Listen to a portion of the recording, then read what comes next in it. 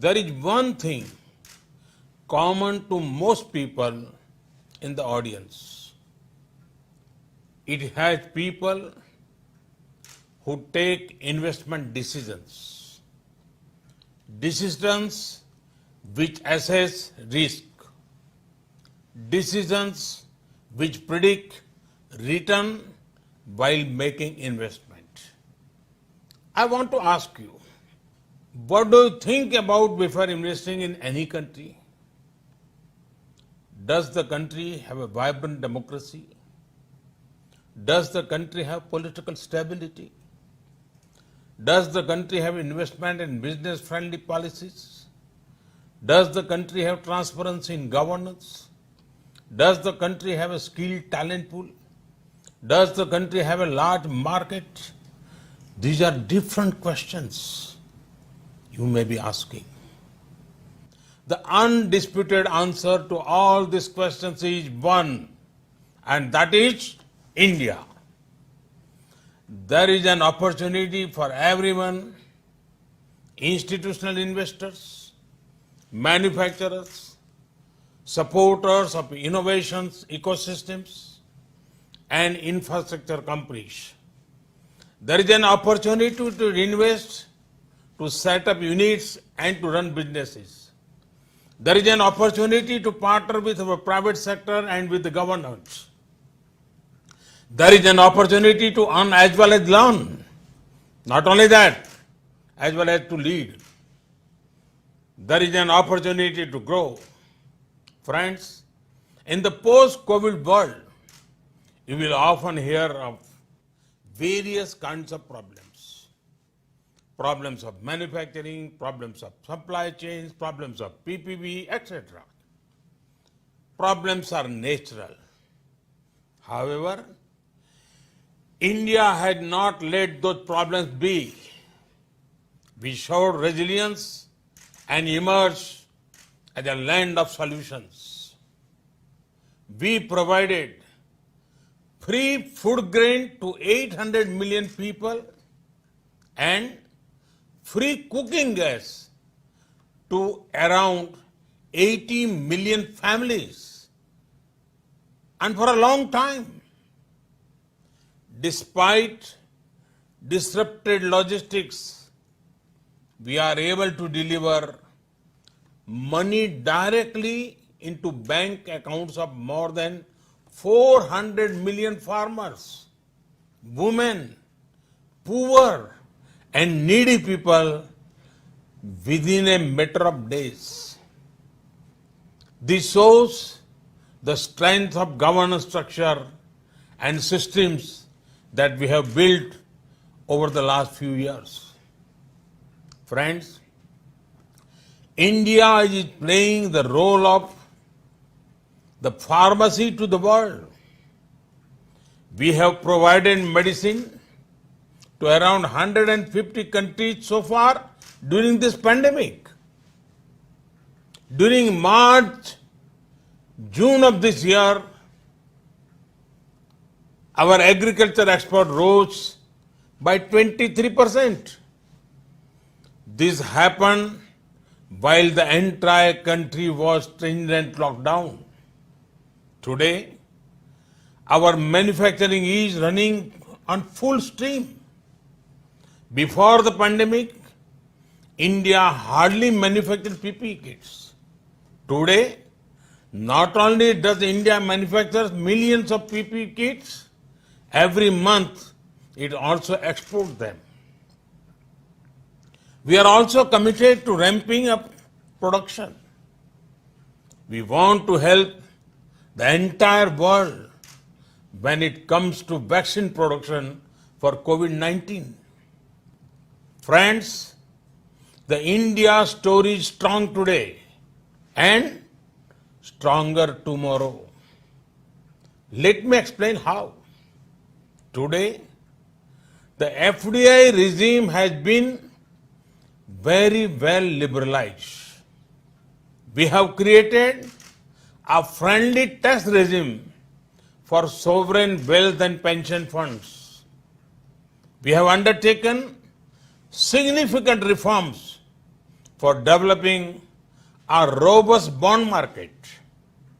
We have come up with incentive schemes for champion sectors. Schemes in sectors like in pharma, medical devices, and electronic manufacturing have already been in operation. We want to ensure high level attention and effective handholding for investors. For these, a dedicated, empowered group of secretaries has been made. We are proactively monetizing assets across sectors: airports, railways, highways, power transmission lines, so many. Real estate investment trusts and infrastructure investment trusts have been fully enabled for monetization of both public and private assets.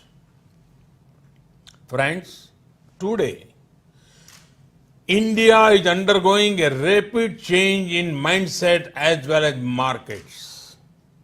Today, India has embarked on a journey of deregulation and decriminalization of various offences under the Companies Act.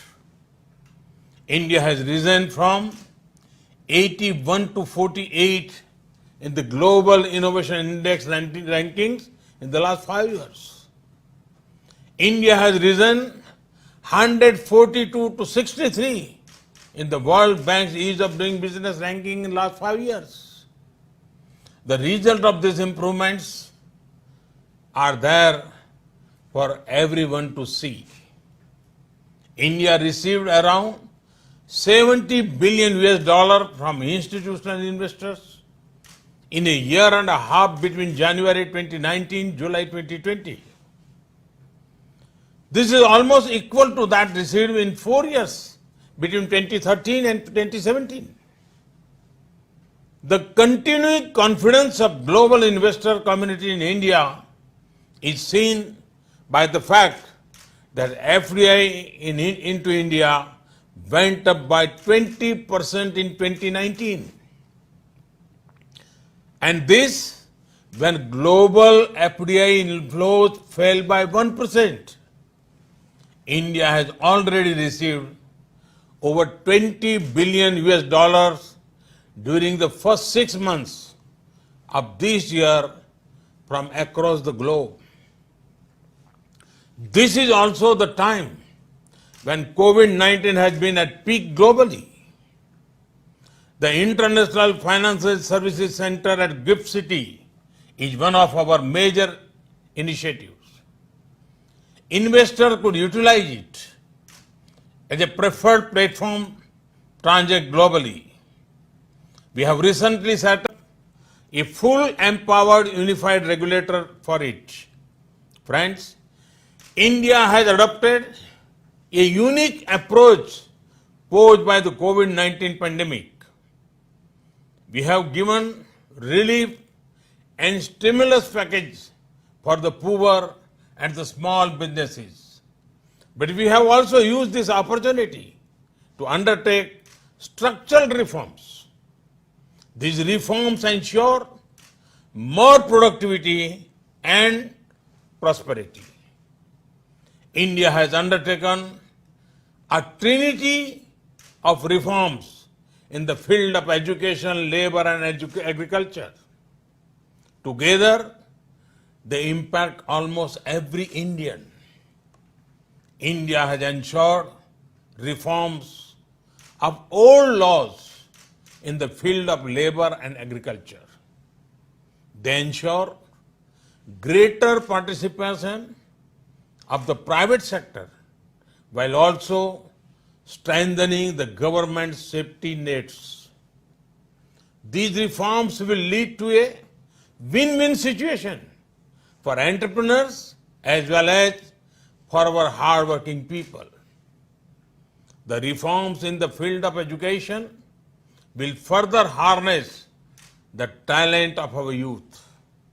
These reforms have also set the stage for more foreign universities to be able to come to India. The reforms in the labor laws greatly reduce the number of labor codes. They are both employee and employer friendly and will further increase ease of doing businesses. The reforms in the field of agriculture are far-reaching. They will not only give more choice to farmers, but will boost exports. These reforms will support our efforts to build an Atmanirbhar Bharat or self-reliant India. By working towards self-reliance, we seek to contribute to global good and prosperity. Friends, if you are looking to partner in the field of education, the place to be is India. If you are looking to invest in manufacturing or services, the place to be is India. If you are looking to collaborate in the field of agriculture, the place to be is India. Friends, India-Canada bilateral ties are driven by our shared democratic values and many common interests. The trade and investment linkages between us are integral to our multifaceted relationship. Canada is the 20th largest foreign investor in India. More than 600 Canadian companies have presence in India. I am told that Canadian pension funds have pledged around 50 billion US dollars as investment in India till now. Our relationship is perhaps far stronger than what the number suggests. But that also means together we can achieve much more. Canada is home to some of the largest and most experienced infrastructure investors. Canadian pension funds were the first ones to start investing directly in India. Many of them have already discovered great opportunities in a range of areas like highways, airport, logistics, telecom, and real estate. They are looking at expanding their presence and finding new areas to invest. Mature Canadian investors who have been in India for many years now can be our best brand ambassadors. Their own experience, their plan to expand and diversify can be the most credible evidence for all of you to come here too. In addition, you have the benefit of knowing India well. After all, Canada has one of the largest Indian diaspora in the world. There would be no barriers for you here. You would find yourself as welcome here as in your own country. Thank you for inviting me to address this event. Thank you once again. Thank you.